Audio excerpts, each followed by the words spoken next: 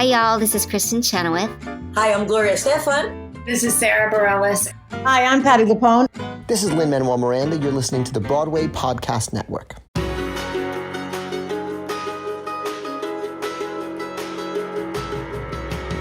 Welcome to another episode of the Theater Podcast, intimate personal conversations with theater's biggest names. As always, I'm your host, Alan Seals. And as always, I'm your producer, Jillian Hockman. As always. Woohoo! This episode is with Diana Salameh and Erik Piepenburg, who work at Sereno Coin. What is Sereno Coin? It's a marketing agency. What's a marketing agency do? Well, listen to the episode, and maybe you can tell me, because I'm not sure I still know what it does. It's a little confusing, a little complicated, but ultimately they are the people that get the advertising and the marketing and the brand of the show out, so people want to come see it.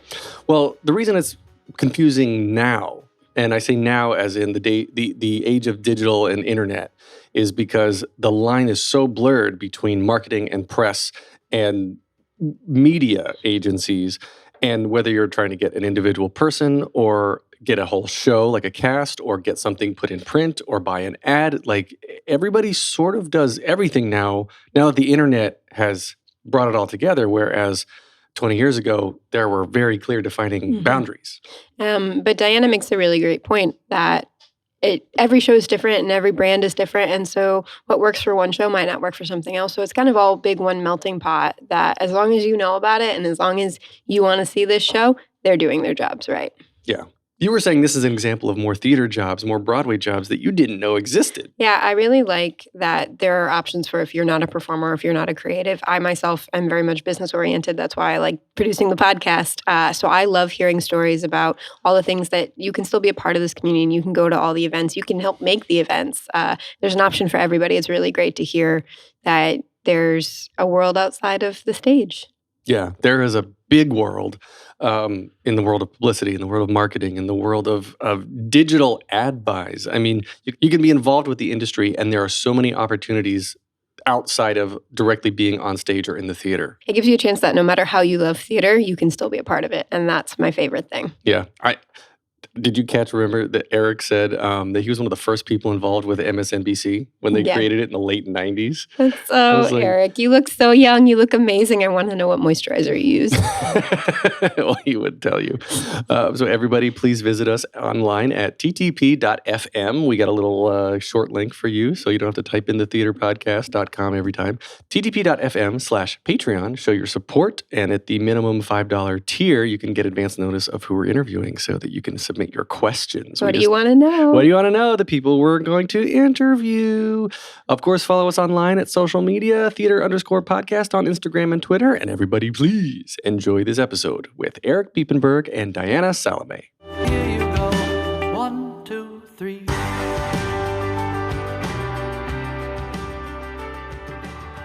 Today I have the pleasure of speaking with two of my favorite people, Diana Salameh and Erik Piepenburg, who I both know through an amazing marketing agency here in New York City called Sereno Coin. Diana is currently the Director of Marketing and Communications with almost an 8-year history at the company, and Erik is a former senior editor at the New York Times who now holds the position of features editor here at Sereno.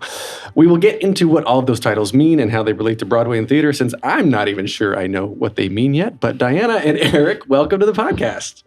Thank so you. excited to be here. That was like very delayed. You're like, do I talk now? So I guess, let's start out real quick. Diana, what is a Director of Marketing and Communications? Well, it's a broad title. It's a title that I think a lot of people in the marketing industry at large have. But let me tell you what that means at Sereno Coin. I am in a dual role. I do two very different things at Sereno Coin that I think flex a lot of the same muscles. So the first half of my job, where my 10,000 hours are in partnership marketing. And so how do we bring brands together? How do we create experiences that are reflective of the shows that we're working on and that we're tying in people with similar values? So to give you an example of what that looks like, that could look like Beautiful, the Carole King musical, partnering with a brand like Anthropologie, We know that both brands have similar audiences, that they have a similar aesthetic, that they're both trying to similarly say that whoever you are, woman, whatever you look like, wherever you come from, you're beautiful. And so working together with those two brands to tell a story in a variety of different ways, that's where the bulk of my work and the bulk of my history is. So how do you know that they're trying to tell the same story, though? You do a lot of listening. You talk to a lot of people, a lot of brands that you think are interesting, and I would say you do a lot of listening, and then you marry that with all the information that you have about the shows that you work on or the brands that you represent. So, and you're exclusively theater inside the company, or do you do more than that, like Broadway and theater? I would say that Sereno Coin is primarily theater based in New York, Broadway at large, but we handle other properties that are live entertainment brands that care about storytelling, that are ticketed events. So some examples of that include One World Observatory, which is a theatrical experience unto itself, which is a ticketed event, which is something that you experience as a community when you go and do that. It's not something that you do, alone on your couch watching Marvelous Mrs. Maisel on Netflix, on Amazon Prime. I'm sorry Netflix, sorry Amazon Prime. And that's what makes it something that we know how to market in a really special way. Interesting. All right. So Erik, then, what is a features editor?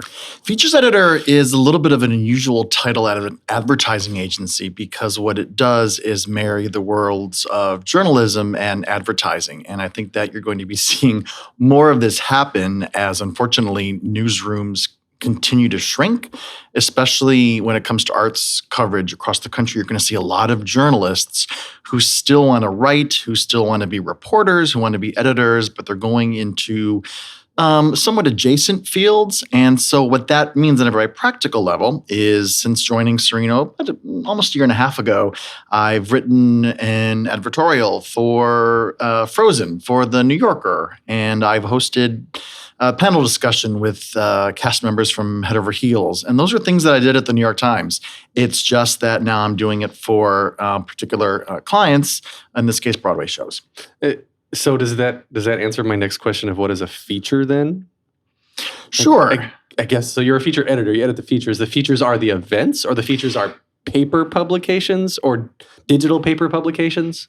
Yes, all of those. It basically means in journalism today, at the Times, I was what sort of this new brand of journalist, which is you are a reporter, you're a writer, you're an editor. In my case, I also produced videos and hosted live events, and I hosted a concert, and I did a Times Talks.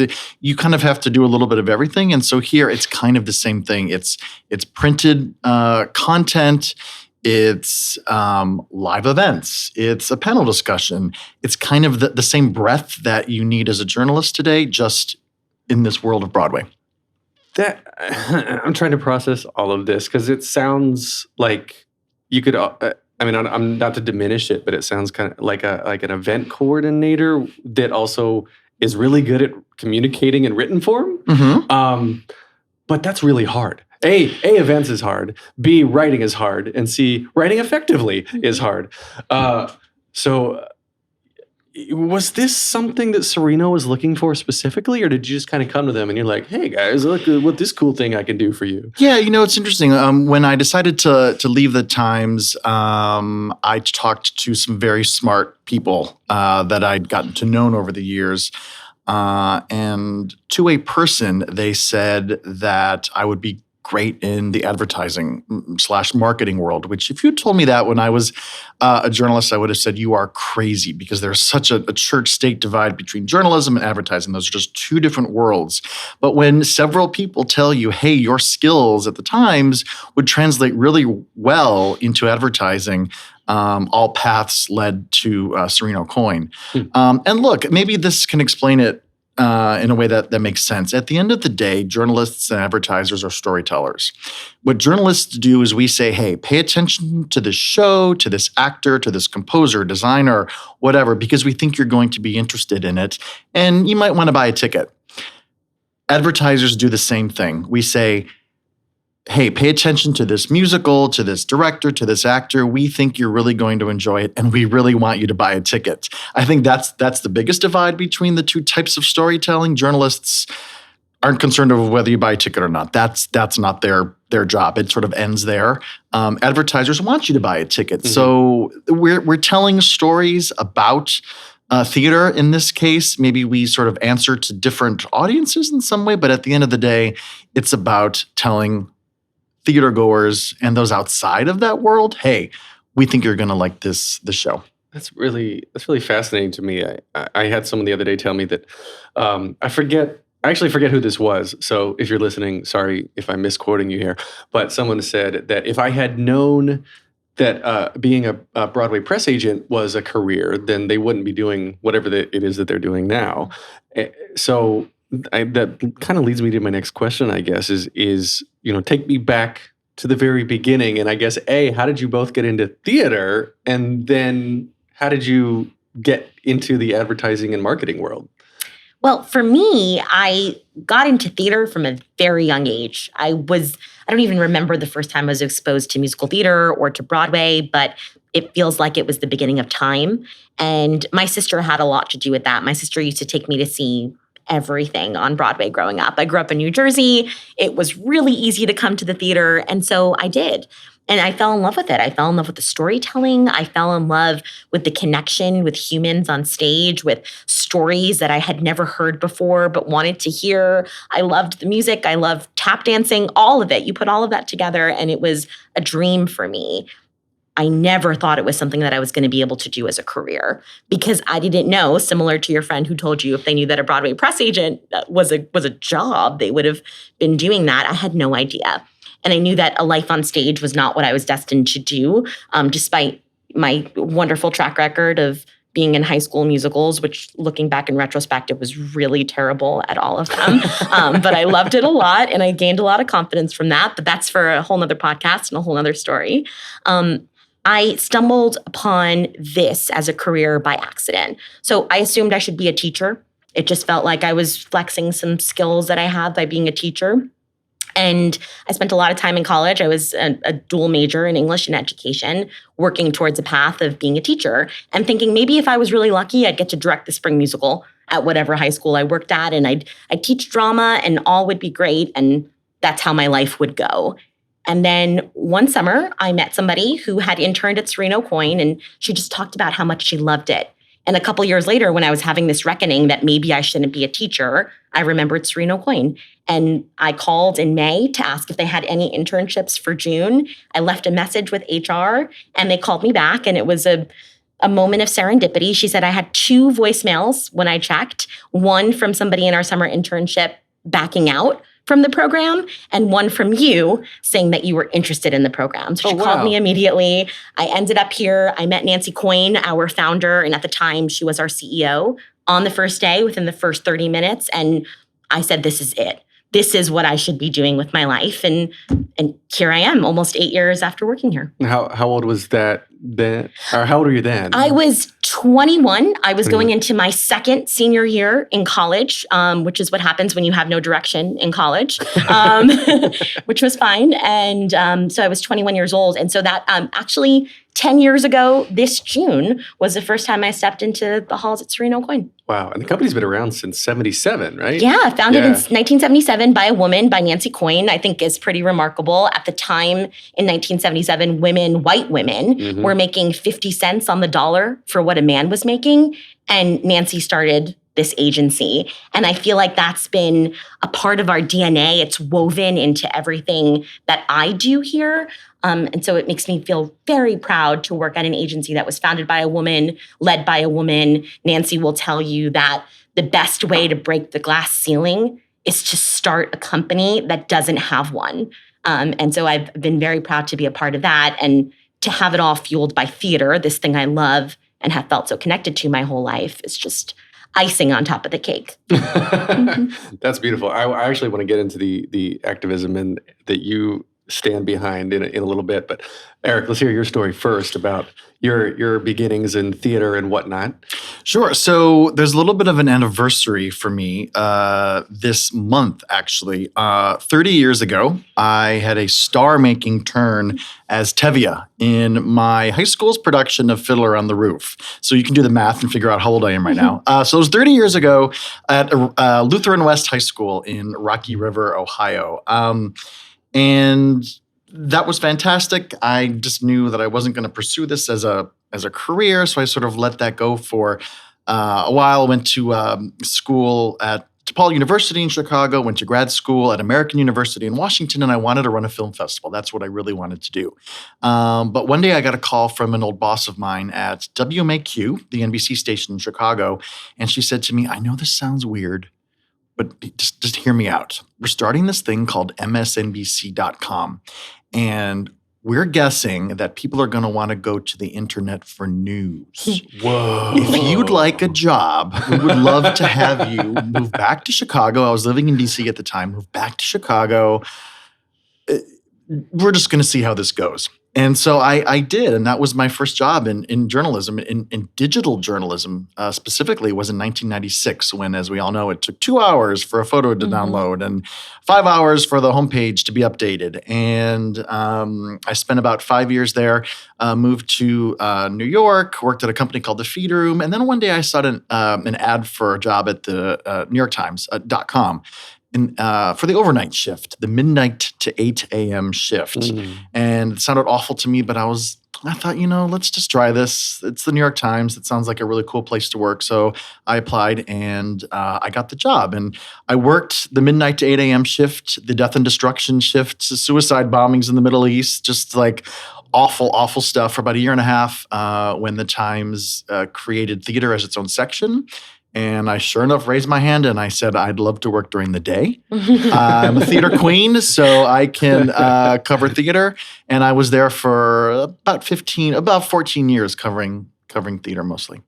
That's crazy. So was Tevye the only thing that you had done in high school? No, I was Nathan Detroit. In Guys and Dolls, I was Mr. Frank in The Diary of Anne Frank. I actually directed a Sam Shepard one-act, weirdly, in my Christian high school, which it was sort of strange. But and I bet, Diana, you had this too. And I had my English teacher, Marty Muth, who sadly has passed away, but she changed my life when she gave me a play when I was 16 called The Normal Heart. And she said, you should read this.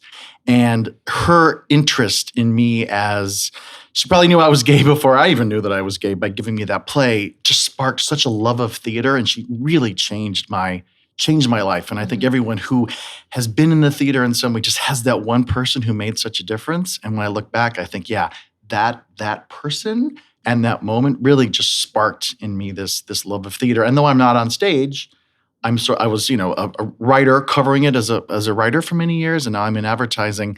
But it's all part of the same family that was sparked by this one person. Wow. Do you think? How do I want to phrase this?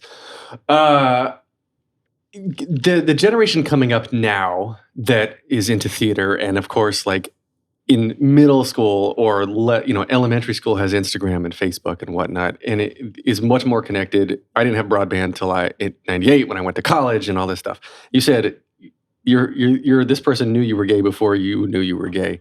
Do you think that kids now are, I put in air quotes, realizing that they are gay at a much earlier age because the knowledge is being shared in forums like podcasts and journalism, and they have it on their phones all the time now? Yeah, there's no question about it that kids are coming out earlier and earlier, and just to think about that blows my mind, because when I was growing up in the 80s in Cleveland, just being out wasn't, and at a Christian school, which wasn't exactly the most gay-friendly place. As many good memories as I have of high school, it wasn't a place where you could be out. It just blows my mind that kids are coming out in 5th, 6th grade, even younger. And I think it's because obviously the internet, but it's also not a big deal anymore. And I keep thinking of Pete Buttigieg and introducing his husband on stage. And for kids who have come out at this young age, that's just expected. But for my generation, Generation X, gay men, it's still like, this is not happening. And thank God it is, but it hasn't quite landed that we're living in this such a wonderfully gay world. Not that it's great. You go back to, parts of Ohio and it's not so great to be gay, and, certainly with people of color even more so. But I can't wrap my head around that there are probably kids in my high school today, maybe, who might be out to their friends, which I can't imagine what that was like. Yeah, I didn't have anybody in my high school who was out. And there were several people that after college came out to me, and I was like, well, yeah, like we knew before you knew, or maybe they knew and they just weren't out. But Yeah. what do you think the role of advertising plays in this as well? Because I was having this conversation the other day with somebody that the behavior, like you said, you see someone on stage or you see someone on TV, like I'm a man, this is my husband. It's just commonplace. It's just there. But everything that's modeled, what we see, sexy, your average newsstands, your newspapers in the checkout lines are men and women, or like sexy women catering to men and whatnot. Like advertising is sort of holding us back in this case, don't you think? Yeah, and you actually just said it. You said sexy women catering to men. What I think you meant was traditionally sexy women catering to men. Yes. And I think that's an important distinction. And I think advertising at large has a role, an obligation, a need, an economic driver to show people that look like the people that are going to buy their products, that are going to engage with their products, that you don't have to be a size 2 to shave your legs. So why does every ad for shaving cream and razors feature a woman who is a size 2?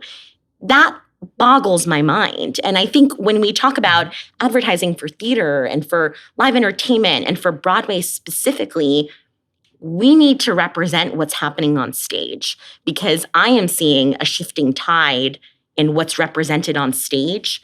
And I want that to be so blatantly obvious in advertising. I mean, this season alone, we have Heidi Schreck in What the Constitution Means to Me. Mm-hmm. And for me, it is just as powerful to see her face on half the page of the New York Times, boldly looking towards the future, as it is to see the words that incredible people wrote about her. When we talk about Hamilton, what's been so extraordinary about Hamilton is the intersectionality of diversity that they've shown on stage. When we look at Head Over Heels that opened last season and we saw body diversity and Bonnie Milligan playing a plus-size princess who never spoke about her weight, I want to see that in my advertising, because there's a little girl in New Jersey, just like me, and there's a young boy in Ohio, just like Erik, who is dying to see themselves represented in art, in things that they're going to put their money towards, in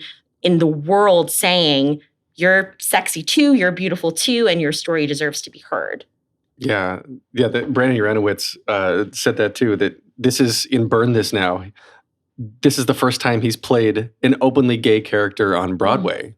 And I quoted him online. I said that, or he said, until young gay men can see themselves playing themselves, there's always going to be a problem. And that applies across the board, like you said, to people of color and to women. And like starting this company, Serena Coyne, in the 70s, when a white woman, I can't imagine what she went through to get this company going. I know. And you've got to talk to her about that, because it's her story to tell. But I think that anybody who's ever been marginalized, anybody who's ever been put in a box, knows how to fight their way out of a box. And that's the incredible thing about resilience. And we see those stories on stage all of the time. Mm-hmm. And I want to see more and more of those stories on stage of how do you break out of what the world has told you should be, or the place that the world has told you that you should sit. Yeah. The Head Over Heels, the show was so life-changing to me as well. And, I enjoyed, I've interviewed Bonnie on this podcast, and we talked about being a plus-size woman and what it meant to her to play this role. And like, it featured the show also had the first character who identified as non-binary in a show, which when I watched it, I like being in New York, I think I've kind of, in a good way, become desensitized to the bigotry that exists outside of the city. So I saw it and I said, oh, this is really cool. Like that character is just non-binary. I think that's fine. But then I got to thinking about it, and it probably got so many people riled up in a way that they're not comfortable with. And then talking with people from the prom too, sort of the same thing. And from a marketing perspective, think about the prom when you're like, okay, what's the show about? Oh, it's about two lesbians. Okay, so that shuts people down, some people down immediately. So they have to think about, you want to be truthful to the show, but still sell tickets without offending people. You're sitting here smiling at me. Yeah.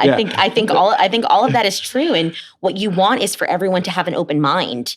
And the fact of the matter is that not everybody does. So part of it is, can we get you in the theater enough that your mind is simply going to open on its own just by seeing what's on stage? I think there's a possibility. And I think music and art and storytelling has a really special way of doing that and igniting that in people. So I hope that theater can continue to do that. Yeah, it's beautiful. I enjoy when I go to a show and I just leave and I can't stop thinking about, well, if you leave singing the music, great, because that's part of what'll make the show successful. Yeah. But when you think about the message behind it, like I still think about Head Over Heels. Gosh, it closed too early because I think people they weren't ready yet. Yeah, I hope we will. I hope we'll see a lot more of it. But I also will say on the topic of Head Over Heels, not to hijack your conversation. Oh no! But whatever. Speaking of young boys in Ohio and their dreams, I hope Erik can tell you the story about his connection to Head Over Heels and then the miraculous moment that happened in the process of working on it. Oh, sure. Just quickly. I was a mega Go-Go's fan in the early 80s, 84, 85. I saw all their concert tours. I was just completely obsessed. I made one of those trucker hats and I gated up with all my Go-Go's buttons and decals that said the Go-Go's. I was utterly obsessed. So, of course, when I realized that we were going to be working with the Go-Go's, I was just so excited. And sure enough, it was a meet and greet or it was some sort of event and most of the Go-Go's were there.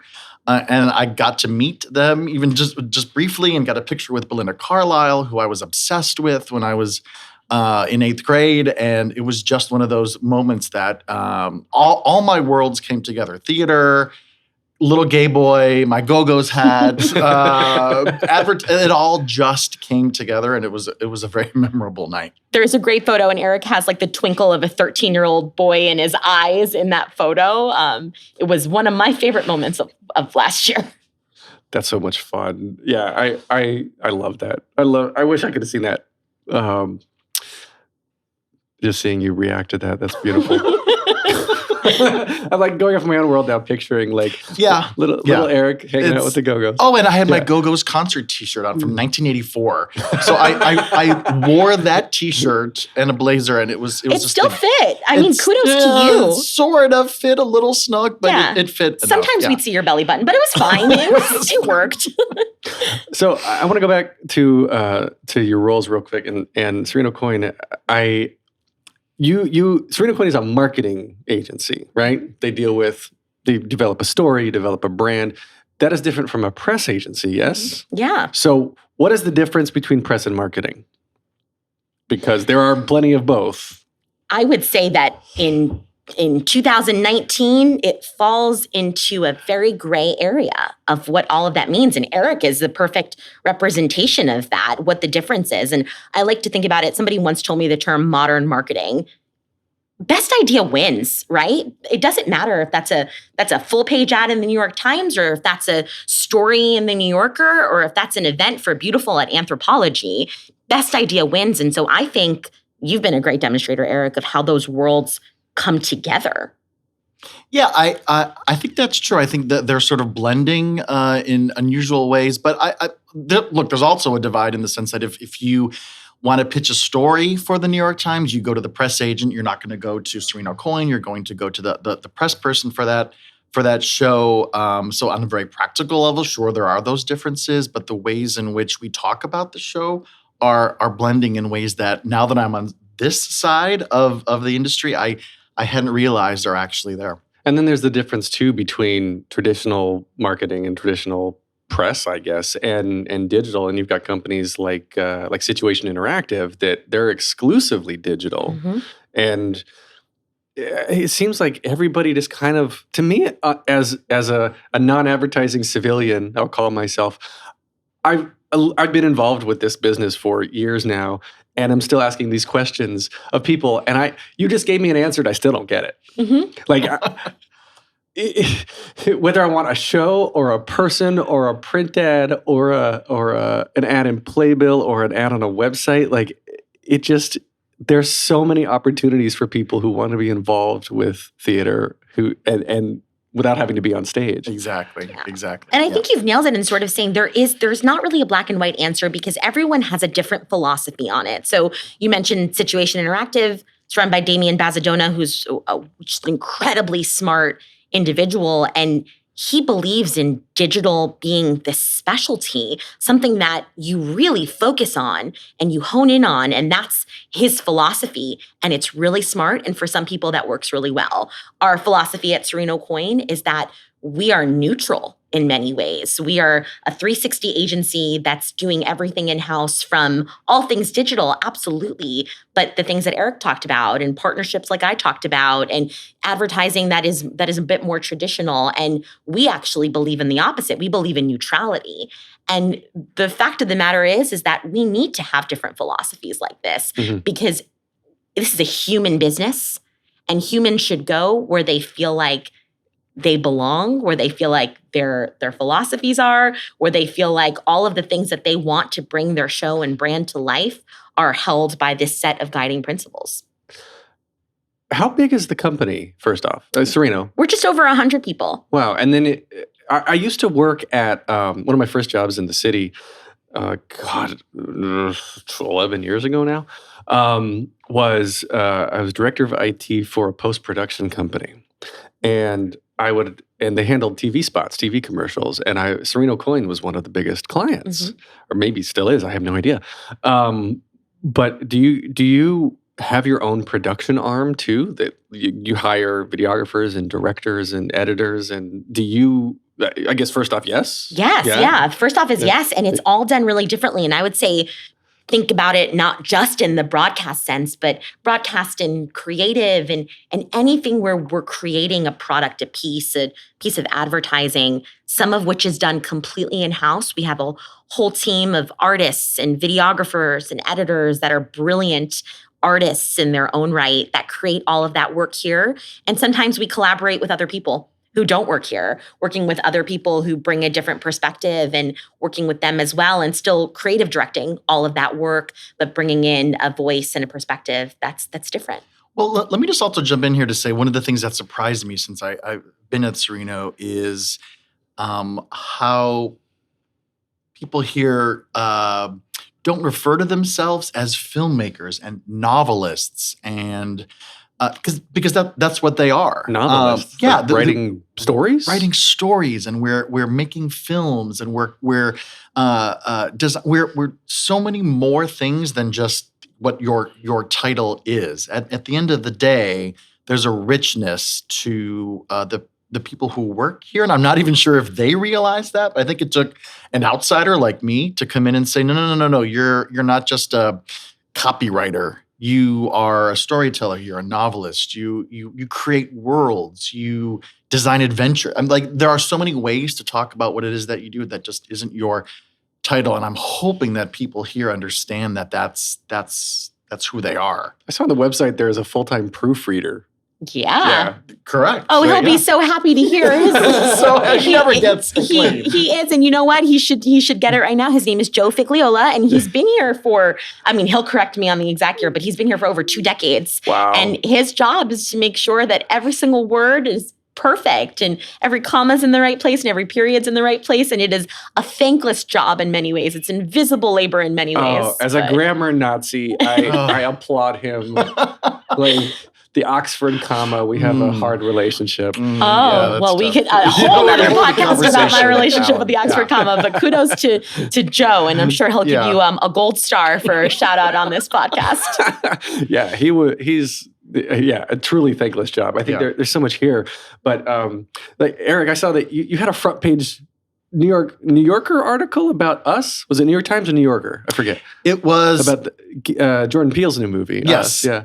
It wasn't a front page. I wish it was on A1, but it is not. It wasn't on the front page of the paper, but it was on the front page of the arts section about us and its incorporation of Hands Across America into the film, which I don't know if you remember Hands Across America, but I vividly remember this event. And it was an article talking about how the two sort of play off of each other in the film. It was also on the homepage of the NewYorkTimes.com. Right, that's what I meant. Oh, I'm sorry. Yes, it was on the homepage. Yeah, he's much more humble than I am, but I'm his unofficial, unpaid That's publicist, true. and it was a big deal. I hung it up on our office door. Not marketer, a publicist. Right. Well, only for Erik. Yes. Only for Erik Piepenburg. I'll switch into the publicity side. And was that like a freelance thing, or was the movie a client of Sereno's, and that's why you wrote it, or how does that work? It's totally a freelance thing. I still have one foot in the journalism world. I'm freelancing for the Times here and there. I don't write about theater just because that would be a conflict of interest. Mm-hmm.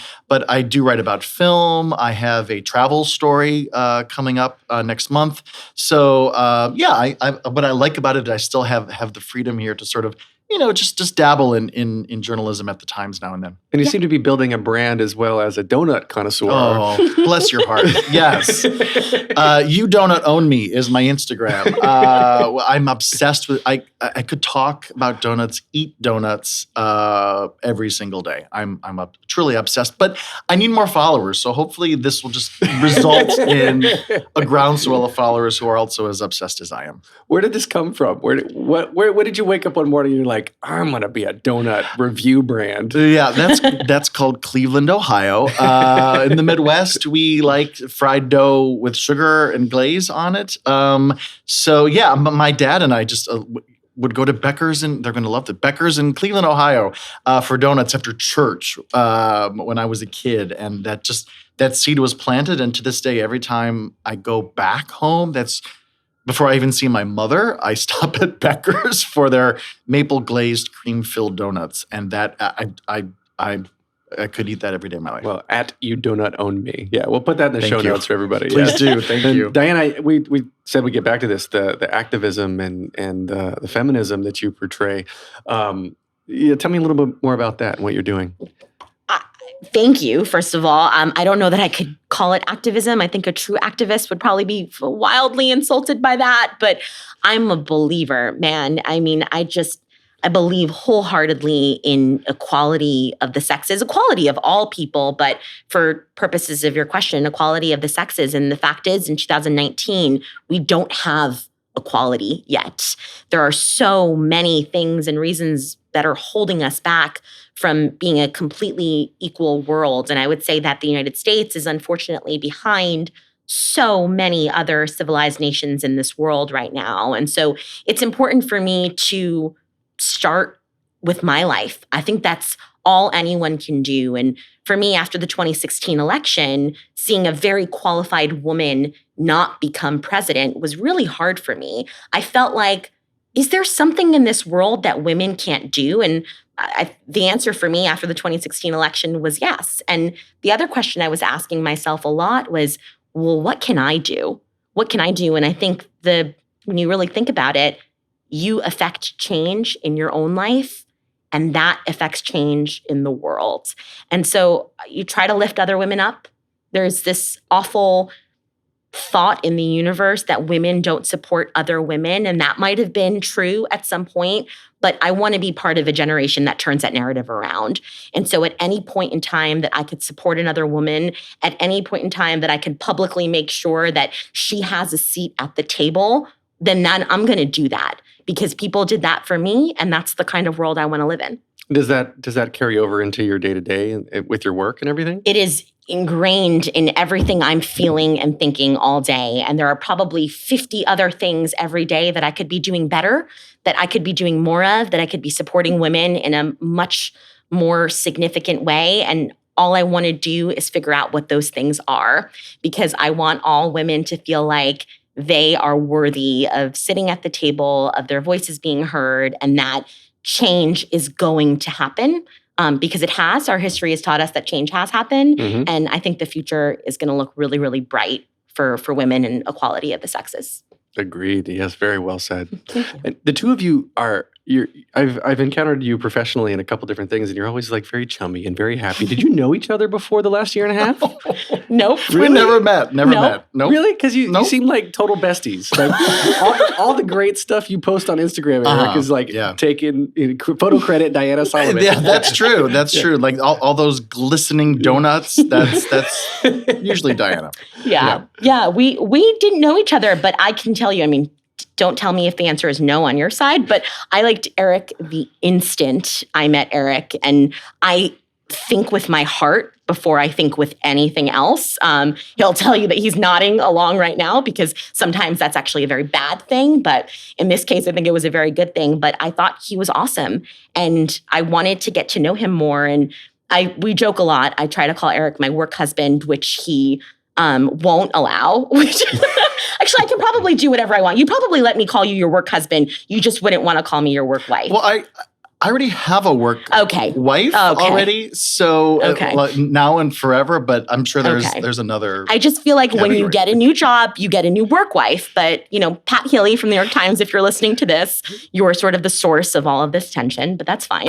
Put that aside. And I think that's fun. I think we live in a culture where words like work wife and work husband, it feels really easy to label all of that because you have a really great time together. But I think what makes our relationship so successful on a professional level is that I think it started with an immense amount of respect for each other. And I think I've always felt like Erik had that for me, and I certainly have that for Erik. And when you respect other people and when you trust other people, it makes for a really, really great relationship on a personal and professional level.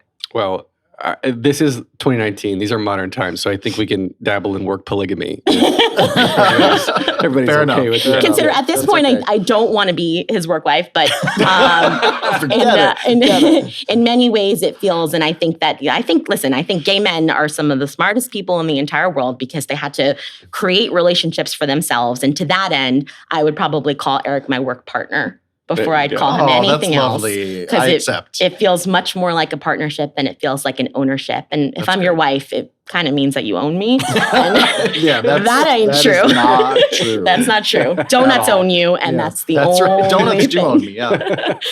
Okay, so let's wrap up here. And there's the three standard questions, of course, that I ask everybody on the podcast. Number one, and we'll start with Erik. What motivates you? Curiosity. I'm so... I call it nosy. I think Diana would say curious.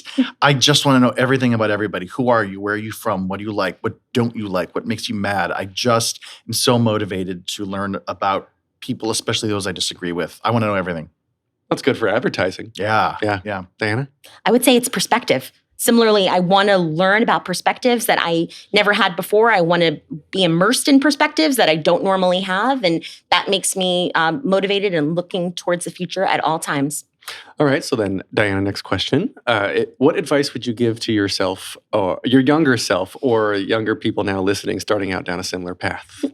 I would say that if you feel like your voice is not represented, then create a new voice that has never been heard before. I felt many times growing up that there were lots of things that I didn't feel represented. My parents, I'm the daughter of immigrants. I'm a first-generation American. I was the only one growing up, and I felt that was weird. I wasn't as skinny as the other girls, and I felt like I didn't always see myself on stage or in stories, and seeing Hairspray at 16 years old blew my mind, and that voice didn't exist, and I wish I would have created it. And I hope that other young people do that for themselves. Cool. Yeah, Erik? I would say fail. I would say don't be afraid to try something, and if it doesn't work, try something else. I think everyone's so worried about what is my major going to be in college and what is my first job going to be, and it has to be good, well-paying, and I have to love it. And sometimes you just have to try something, and it may turn out terribly, but you learn so much from that experience. That's fun. Okay, so Erik, if you could only see one show for the rest of your life, but you can see it as many times as you want, what show would you see? I'd probably have to say Godspell, just because I love the Jesus and the suspenders, and every single song just takes me back to listening to the vinyl album with my headphones on and not knowing what there's a clown, but he's Jesus, and I don't know what's happening here, but it just was one of those shows that continues to just bring me joy, I could listen to that show for the rest of my life every day. Wow. Diana? Sorry, I'm a little bit in shock from that last response. So give me literally like prepare ye only has like 4. Prepare ye the way of the Lord. 7 words over and over again. Yes. That's the show? I love it. No do-overs? No. Okay. Well, that's it. Godspell. The first one to come to my mind is John Doyle's revival of The Color Purple, which I thought was the most stunning thing in the entire world. And seeing that Celi's story being told on stage in such a specific and beautiful and spotlighted way, I felt like her voice was heard. It was a voice I wanted to hear over and over again. And I could watch that every single day, all day, and do nothing else. Wow. So we can find you, Diana, on Instagram and Twitter @_Diana Salameh. Was there another Diana Salameh? There's a lot of Diana Salamehs apparently on the internet. The period was gone. The underscore in the middle was gone. Really a tough day for me. Okay. So @_Diana Salameh. Erik, you were on Instagram, you.donut.own.me. And then on Twitter, Erik Piepenburg. And anything else, right? That's it, yeah? That's it. That's it? Okay. Yeah, find me there. Cool. And you can get more of me @theater_podcast on Instagram and Twitter, facebook.com/officialtheaterpodcast. Please rate and review and share. I read the reviews. The ratings help. It's great. Visit us online, thetheaterpodcast.com. You can email me feedback @thetheaterpodcast.com. This is produced by Jillian Hochman. And as always, thank you to Jukebox the Ghost for the intro and outro music. Erik, Diana, Erik, thank you both for being on the podcast. This has been so much fun. Thanks, Alan. It's been a hoot. A hoot? A hoot. Take a deep breath, make the world a little colorful.